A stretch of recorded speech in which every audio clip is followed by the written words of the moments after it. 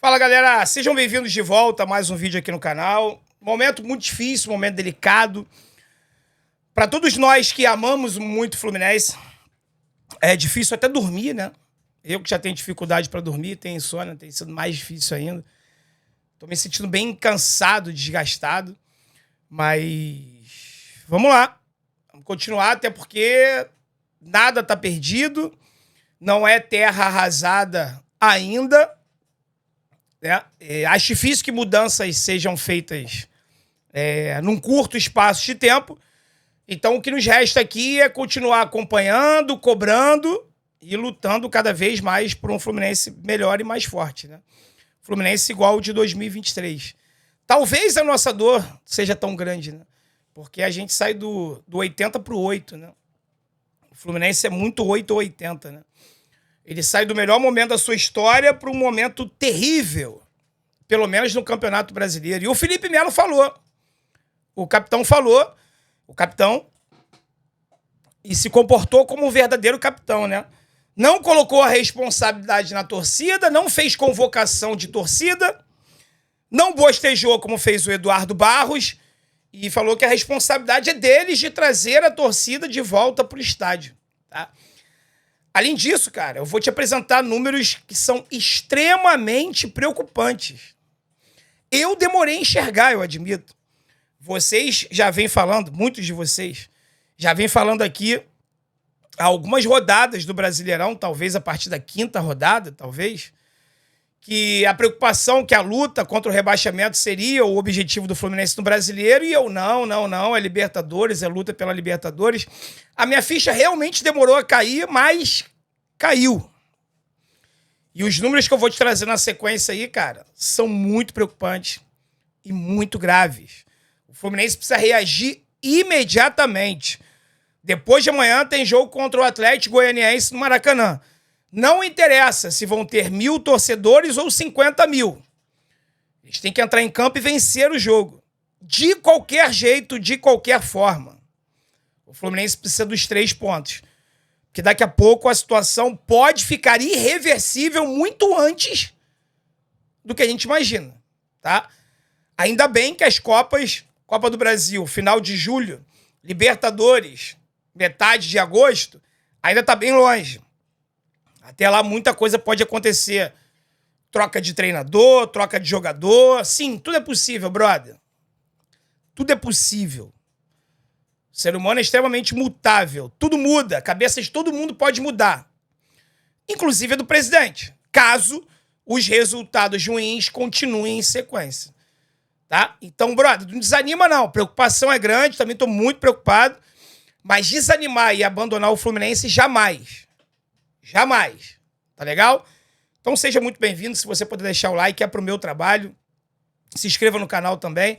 Está pertinho aí de bater 140 mil inscritos. Assim que essa meta for batida, eu vou sortear uma camisa personalizada com o nome e número do Thiago Silva aqui pra você. Tá legal? Vamos a esses números aqui, pessoal, que é um verdadeiro pesadelo. Tá?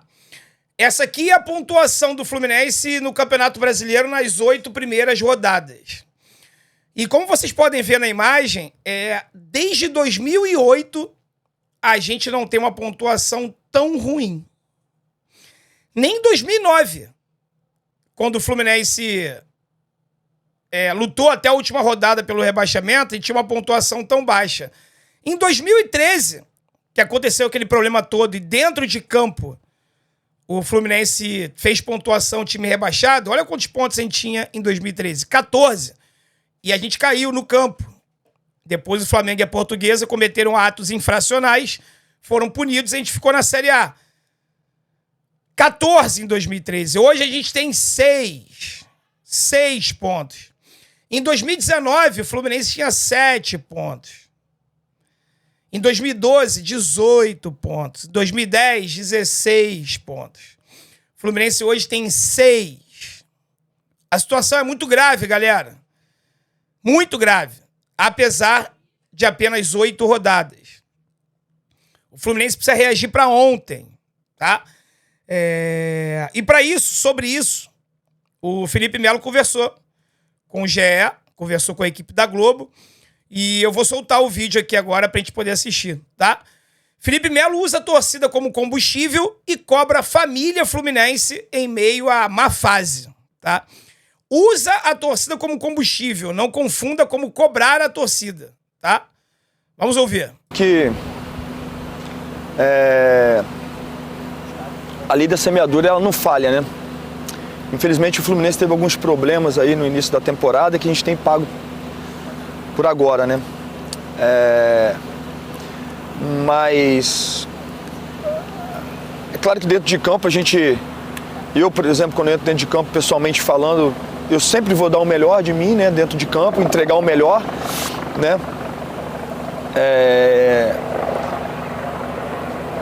Mas fora de campo eu tento falar com todos os atletas, sabe? É uma palavra de ânimo, fazê-los entender que de fato nós temos que semear para que na frente a gente possa colher grandes coisas, né? E uma coisa que eu sempre falei na minha vida toda e também aqui no Fluminense era que a verdadeira família, ela é vista em momentos de dificuldade. É muito fácil falar que o grupo é maravilhoso, é uma família quando está vencendo uma Libertadores, né? Então esse é o momento de fato de mostrarmos que somos um grupo, que somos uma família, e família é um ajudar o outro, é ninguém deixar o outro na mão. É isso que eu passo para eles todos os dias, né? E eu não tenho dúvida alguma de que o Fluminense vai brigar ainda pelas cabeças no Campeonato Brasileiro. Vendo o que a gente está vendo em campo hoje, é difícil imaginar, né, que o Fluminense vai brigar ainda pelas cabeças do Campeonato Brasileiro. Mas nós temos alguns exemplos, tá? E eu posso citar para você aqui o exemplo do Fortaleza, que no Campeonato Brasileiro de 2022, talvez, 2022, se eu não me engano, o Fortaleza terminou o primeiro turno na lanterna da competição, virtualmente rebaixado, tá? E o Fortaleza não só deu a volta por cima no segundo turno, sem demitir o treinador, porque era o Vojvoda, além dele sair da zona do rebaixamento, ele se classificou para a Libertadores do ano seguinte. E o Ceará, que estava na primeira folha da tabela, no primeiro turno, ao término do primeiro turno, foi rebaixado. Ou seja, as situações se inverteram, né? Então, claro que é possível o Fluminense dar a volta por cima, recuperar o seu bom futebol e brigar lá pelas 10 primeiras posições, pelo menos, ficar na primeira folha da tabela, primeira parte, né, como a gente chama da tabela. É difícil imaginar isso não havendo mudanças, né? Eu não digo só mudança de treinador, não, tá? Mudança de postura, mudança de jogadores, mudança na escalação. Eu tô muito preocupado. E o semblante do Felipe Melo me deixa bastante preocupado também, tá? Vamos ver a segunda parte da fala dele e depois eu vou trazer algo para vocês aqui.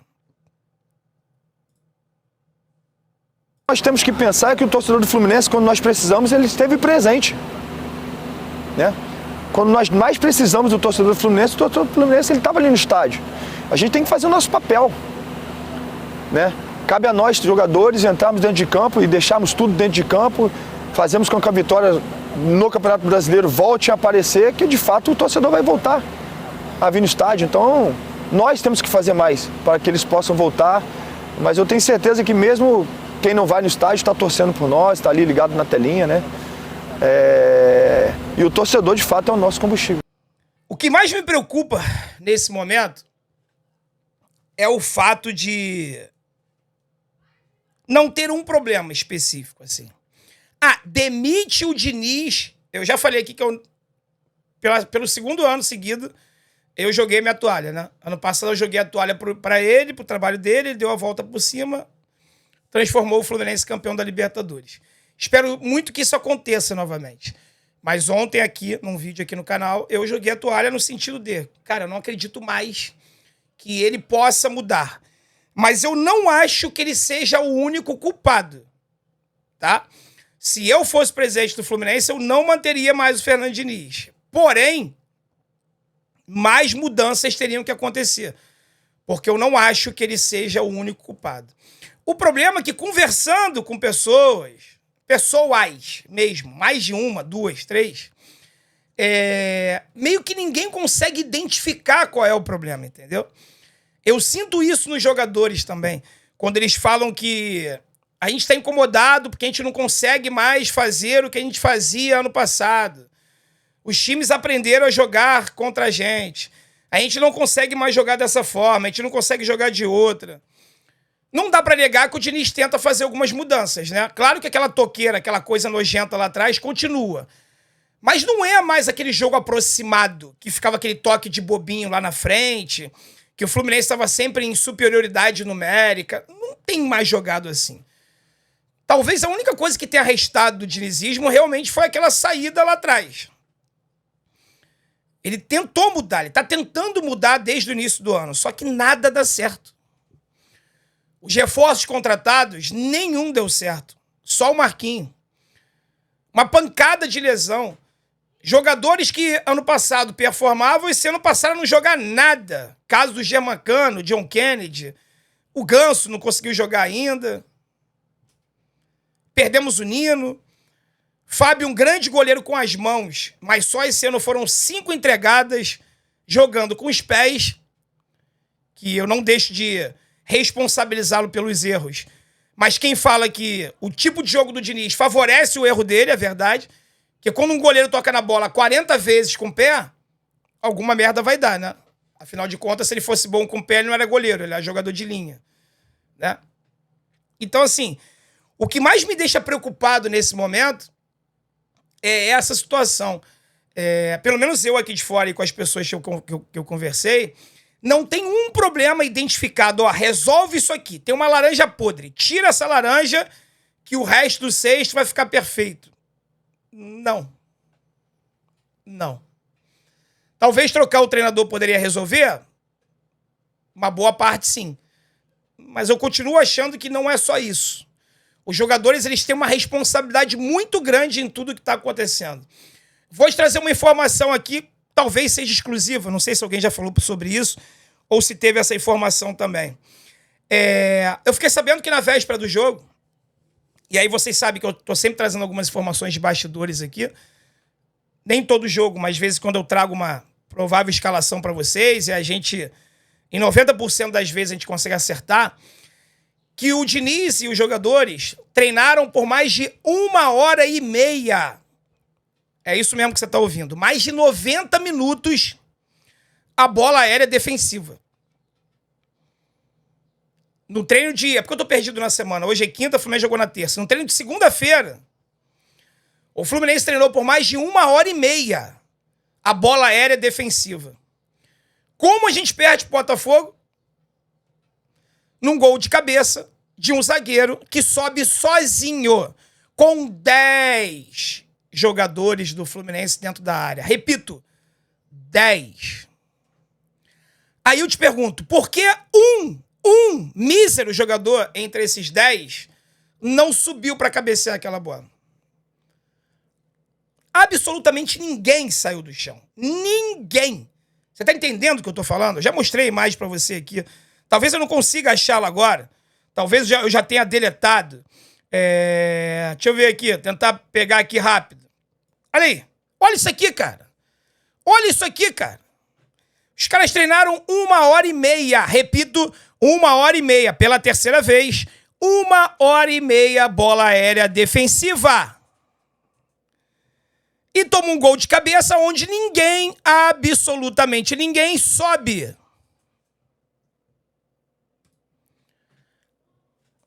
Aí eu te pergunto, tira o treinador e... André, porque ele treina errado. Pode ser. Mas o Diniz trabalha muito, ele treina muito. Ele é o técnico que mais treina no futebol mundial. Tem alguma coisa de errado. Porque a repetição, ela leva à excelência. Se a repetição está levando ao fracasso, algo precisa mudar. Eu, uma vez, para encerrar o vídeo, para não ficar muito longo, no início da minha carreira, eu era boyzinho ainda, tinha uma mulher madura, para não falar uma senhora, que não era uma senhora, mulher na casa de 50 anos, e eu lá com os meus 20 e pouquinhos, fazendo um determinado exercício na academia. Aí eu fui corrigi-la, né? Senhora, a execução está errada, faça assim. Ela me respondeu o seguinte: mas meu filho, eu já malho assim a minha vida toda. Aí a minha resposta para ela foi: lamento de lhe dizer, mas a senhora malha a vida toda errada, com uma execução errada. Mas ninguém nunca me corrigiu, mas eu estou corrigindo a senhora agora. Se a senhora faz isso a vida toda, a senhora malha a vida toda errada, porque esse exercício está com uma execução errada. Resumo da história. Se o Fluminense é o time que mais treina, e o resultado disso é o que a gente está vendo dentro de campo, é porque talvez o que esteja sendo treinado de maneira errada. Esteja sendo feito um treinamento que na prática não funciona. Funcionou e outrora não funciona mais. Tá na hora de mudar antes que seja tarde demais. Forte abraço, galera. Saudações tricolores.